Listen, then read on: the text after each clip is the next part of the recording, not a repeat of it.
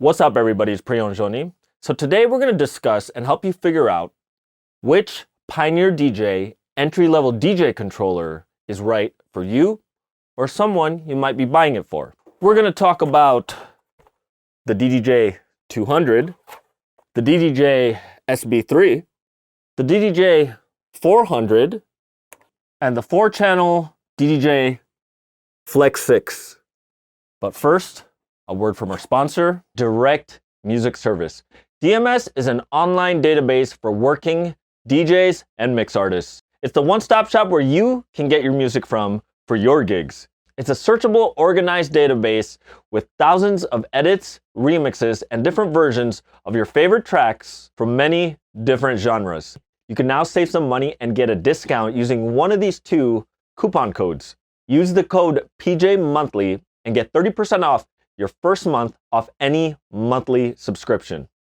Use the coupon code PJYearly and get 10% off your entire first year of any yearly subscription. Go to directmusicservice.com today to sign up.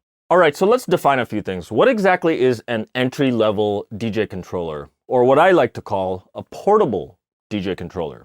Well, here are some of the characteristics. It usually has one USB port going to the computer. It's bus powered through that USB port. That means there is no external power supply. It's powered through the USB. The mixing mode of the DJ software is actually internal in the software rather than being external on the hardware. That means there's no physical electronic components that are doing any of the audio mixing. Everything's done in software, and all the knobs and faders on the controller are simply just what it is, a controller. And that means because they're only controlling, their functions can last longer than their expected analog lifespan. And its design is usually based around affordability, as well as for people who are looking for their first DJ controller or looking for a secondary or backup DJ controller that they're going to add to their main rig, or looking for a home practice piece or a recording device for their studio. Usually there's no stereo line or phono inputs going into the channels, while there are some entry-level controllers that have an auxiliary. Now, while it omits a couple professional features like balanced outputs, you gain in other areas that professional gear isn't usually known for, which is portability and weight relief. Usually an entry-level controller is really light. Because it's light and it's bus powered, you can take your controller and your laptop, or even your mobile device like a phone or an iPad, and be able to DJ in all sorts of places that's away from a power socket. You can be completely off the grid and still be able to spin. So over here we got the smallest of the Pioneer DJ controllers. It's the DDJ 200, and it's labeled a smart DJ controller. It's primarily made to be used with a mobile device like a tablet, like your iPad, or your smartphone, like an iPhone. It has a basic 2-channel configuration with your line faders, you got your color effects, and a 3-band EQ. It has an unusually long tempo slider, which is actually longer than what you find on the DDJ SB3. It got 8 performance pads, which you can select what they are in the software. And it has a pair of the smallest jog wheels you'll find on a Pioneer DJ controller, but it's modeled after a CDJ jog, which has the CDJ style ridges, but in a miniature form, and it's touch capacitive. One of the things about this controller is that it is only a controller. Most controllers out there are a controller and a sound card combination. This one is only a controller. The sound comes from the mobile device or the computer that you're using. And if you're using it with a DJ software that allows this, you can piggyback and use a high quality sound card, like maybe even an Apollo Twin, as your main output. The main DJ software that was designed for was the WeDJ app, which is a mobile app for iOS and Android. It's also compatible with Rekordbox for PC and Mac. You can also use it with Virtual DJ and Algorithm DJ on PC and Mac, or you can also use it with Algorithm DJ for mobile, as well as eDJing Mix on iOS, iPad, or Android. One of the unique features about the 200 is that while it does need USB to power itself, to connect to a mobile device, it actually does it through Bluetooth. This is the type of controller you get for ultra portability if you just need something small and light to practice on. This is also great for tabletop use when you're prepping your rekordbox sets, so you don't have to whip out your professional gear, especially if you're just doing playlist preparation in your home office or your studio. Places where it's not exactly practical or convenient to bring out your bigger gear.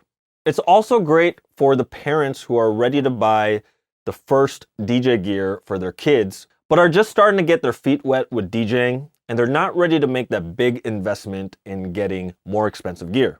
Not every child has a laptop, but many of them do have smartphones, or at the very least, a tablet, or maybe even something like an iPod Touch. For $150 compared to all other DJ gear, it doesn't really break the bank, but you can do some pretty cool stuff with it when you combine it with professional DJ gear and the right DJ software. Now, over here, we got the DDJ 400. It's a 2-channel configuration to control 2 decks on the DJ software. It's actually a controller and sound card combo, unlike the DDJ 200. And basically all the controllers moving forward for the rest of this video are gonna be controller sound card combos. The layout of each deck, the mixer section, and as well as the effects section are all modeled after Pioneer DJ's flagship gear, which is the Nexus system. It's basically configured to look and feel like a smaller 2-channel version of the Pro system. This is great for folks who want to start on a small controller who plan to end up on 2 CDJs or 4 CDJs and a mixer. Usually these are mix-focused performers that many times are playing electronic music. It's not to say that you can't use it for anything else. Your music style and preference leads to the Nexus system. This is a good place to start. The DJ software rekordbox for Mac or PC is what this is basically designed for. You can also use it with Algorithm DJ for Mac and PC, as well as for iOS, iPad, and Android. This can also work with some mobile devices. But unlike the DDJ 200, it doesn't do it through Bluetooth. You would have to plug the USB straight to the mobile device. And it also works with Virtual DJ on Mac and PC if you prefer that. The DDJ 400 is just a compact version of what should look and feel like 2 CDJs and a Nexus mixer. It has a lot of the familiar layout with the cue and play button, the loop section, and the fact that you can select the beat effects one at a time. Now, it works the effects all from software. It's not hardware built like professional gear or professional controllers, but the layout is meant to be familiar enough so that if you are going to end up on a DJM 900 Nexus 2 as your mixer or 2 CDJ 3000s, everything is meant to develop your muscle memory for using the bigger gear. It has one stereo RCA output. You can plug this to your home system or your personal bookshelf speakers or mini studio, or you can reinforce it and plug it into a DJ mixer or a PA mixer to go into some big speakers. One of the cool things about using software like rekordbox that lets you reallocate the sound output to another sound card, you could even use a higher quality sound card to output your audio. It doesn't necessarily have to come from the 400, but you can use the 400 as just a controller. The DDJ 400 actually hardware unlocks the core functions of rekordbox, so you don't actually need the core plan. You don't need to be subscribed to it to use the performance mode features of rekordbox. And keep in mind, this is actually the professional version of rekordbox. It's not rekordbox Lite. It's just the pro version that's ready to go when you plug the DDJ 400 in. And it cost $250. Now over here, we got the Silver Edition DDJ SB3. The original version is actually black, but this is the recently released silver version. And it's a 2-channel configuration, but you can actually control all 4 decks in your DJ software. And that's because there's actually a switch for each deck. So on channel 1, I can switch it to control channel 3. On channel 2, I can switch it to control channel 4. So it looks like a 2-channel DJ controller, but it's actually a 4-channel DJ controller inside. It's very similar and has just about the same footprint as the DDJ 400, but unlike the DDJ 400, which is made for rekordbox, this is actually a Serato controller.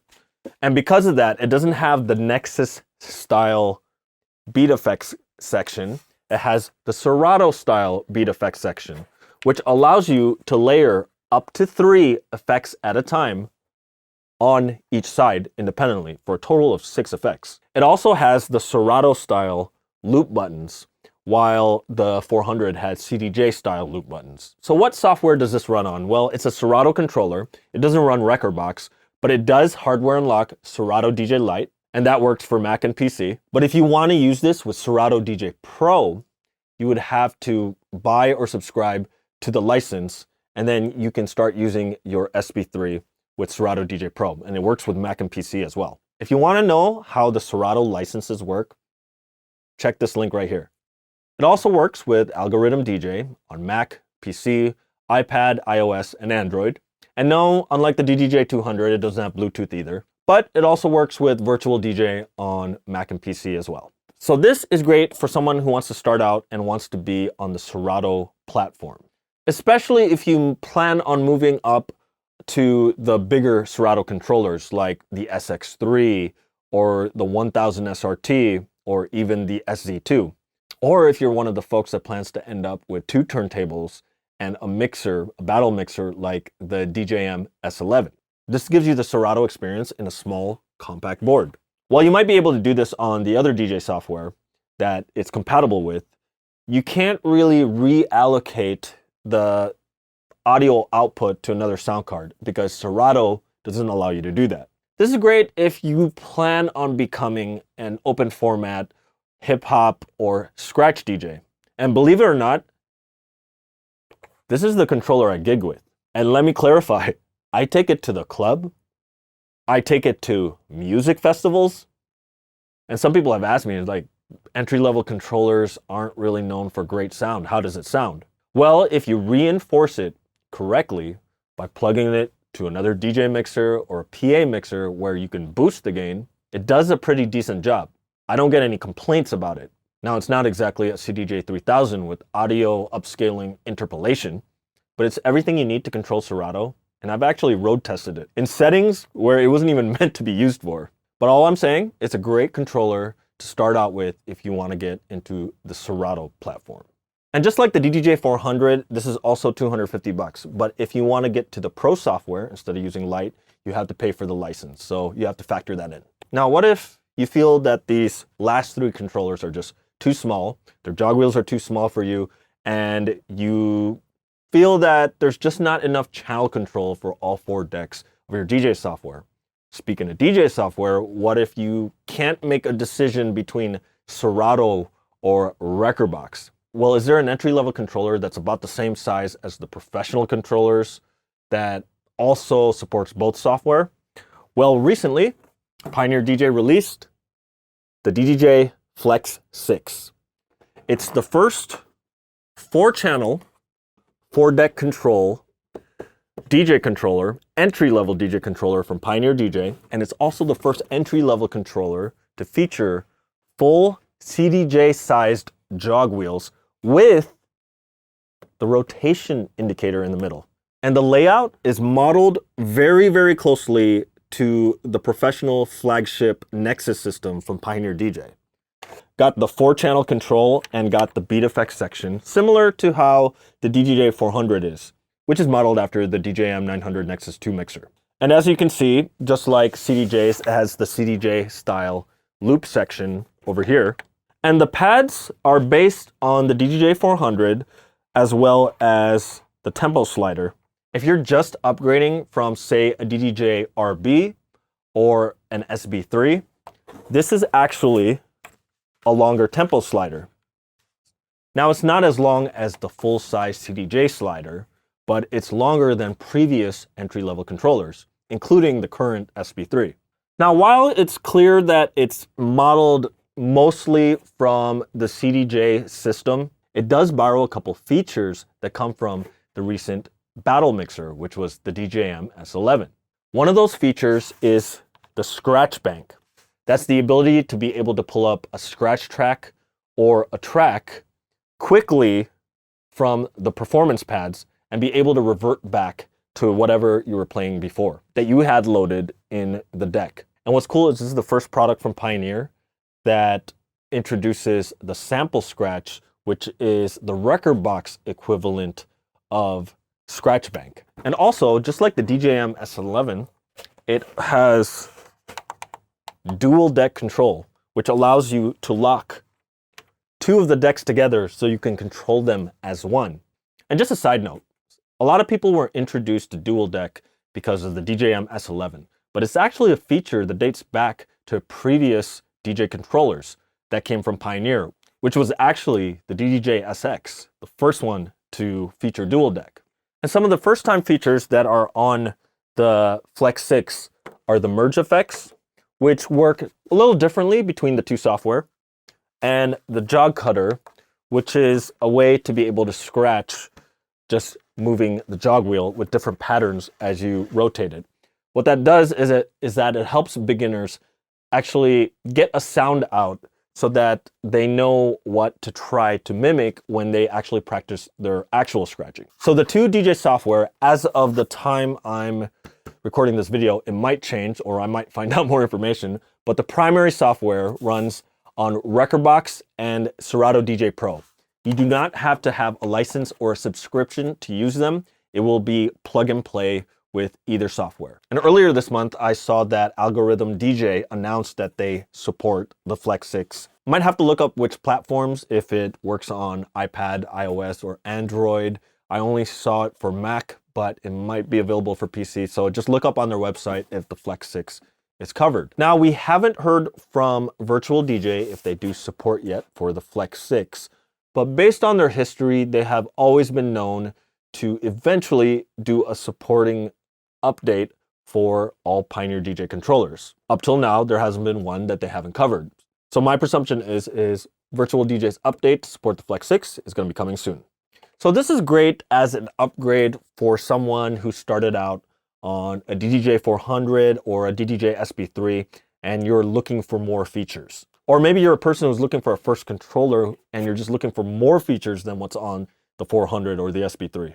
And before this controller came out, the only way a person could have jumped up to a 4-channel control CDJ size jog wheel controller was to spend at least $1,200, which is the price of the DDJ 1000, or more for all the other controllers. Not to mention, the DDJ 1000 only runs Rekordbox primarily, while there's a separate variant called the 1000 SRT that's made for Serato. This is half the price of the 1000. It gets you the full-size jog wheel and the 4-channel control in an entry-level portable setup because it is lightweight, bus-powered, and you can take it anywhere for half the price, and gives you two primary softwares, which is Rekordbox and Serato. So if you're still choosing between the two, this might be a great piece to go. Now, if you're a professional and you already have a DDJ 1000, this might not really be something you're looking for unless you're just looking for a low-cost backup controller or something that you can use in your house so you don't have to carry the 1000 in every time you want to use it. It's really great for someone who wants to do live blending or live remixing and needs all 4 channels from all 4 decks. Now, just to be clear, these channels are for controlling the internal software decks. There's no actual inputs for these channels. Now, the outputs are all RCA, unbalanced, and you have a master and you have a booth. You can use it for your monitors. It's not meant for the gigging DJ or the professional. That's what the professional DJ controllers are for. It's great for the hobbyist or someone who wants to explore 4-channel mixing or want to try out what it feels like with full jog wheels without spending twice as much to get there. And how much is this? It's $600. So there you have it. That's the 4 current entry-level controllers from Pioneer DJ. I just want to remind everyone, I'm not a DJ gear reviewer. What I do on my YouTube channel is a demonstration of this DJ gear. I work as a demonstrator and a consultant for Pioneer DJ, but what I do on my YouTube is independent from that. What I like to do here is to share information and not necessarily make recommendations on what to get. Instead, I like to provide information and share about the gear that passes through my studio so that you can make a more sound decision on whatever you feel is best for you. I've always said, treat DJ gear the way musicians treat instruments. And what that means is, There's no one setup that works for everybody. Sometimes it's the most unlikely piece of gear that you bond the best with, the one that makes you play your best. So no matter what gear it is that eventually ends up on your lap, whether it's Pioneer DJ gear or something else, try to discover the gear that works for you. And I'm just here to give you information to help you with that decision, but not to make that decision for you. All right, well, I hope you guys liked this video. If you got any questions, comments, or anything to add about what we talked about today, please leave them in the comment section below. Would love to hear your thoughts, answer any questions, or learn anything new from you guys that I didn't cover in this video today. If you're ready to buy any of these controllers now, I'm going to leave some product links down in the pinned comment below. The links are going to be from Zounds because they have one of the best payment plan programs that you can find online. It's one of the easiest to qualify for. So if you want to pick these or anything else up, be sure to click the links from Zounds. If you like this video, please smash that like button. And if it's your first time here and you found this video useful, please click that subscribe button and don't forget to click that little bell icon so you get a notification the next time I upload a video. And don't forget to add me on Twitch, where I'm going to eventually be moving my live streams to. If you want to see any of this DJ gear in action, add me on Twitch. I like to switch the setup up between live streams so you can see all the different gear in action, and it's not always the same setup. All right, well, I appreciate you for watching. Thanks, take care, and stay healthy.